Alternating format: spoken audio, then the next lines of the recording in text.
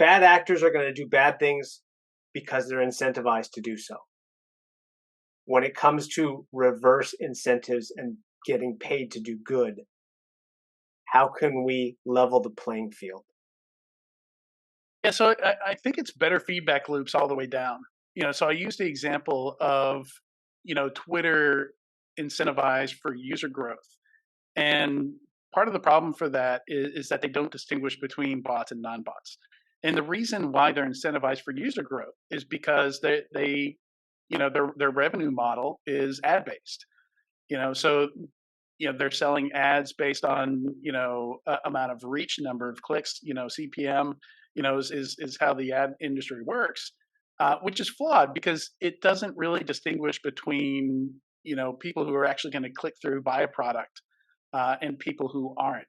If you think of your typical dysfunctional marketing program, it's very focused on leads. It's very lead based, and oftentimes doesn't care about the number of leads that actually result in a sale.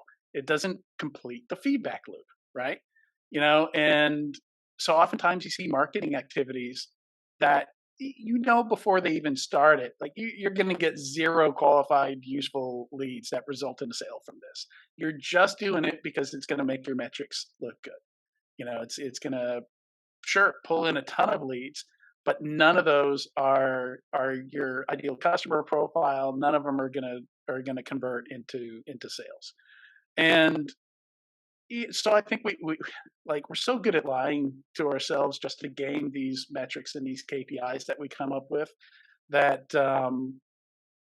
we're almost disincentivized to put those good feedback loops into place. But it's just going to come down to leadership saying, you know what? How about we actually tie these KPIs to things that matter, and not to like raw lead counts or raw user sign up counts on Twitter, because none of that's real. That's not actually telling you how much more value you're delivering to your average Twitter advertiser, Mm, or to your security company doing marketing. mm. Focus on what's real. I think that's the takeaway. Yeah, comes back to feedback loops and meaningful metrics. And busting myths. Thank you. It sounds so boring, like ba- baking it down to that, but that's what works, I think.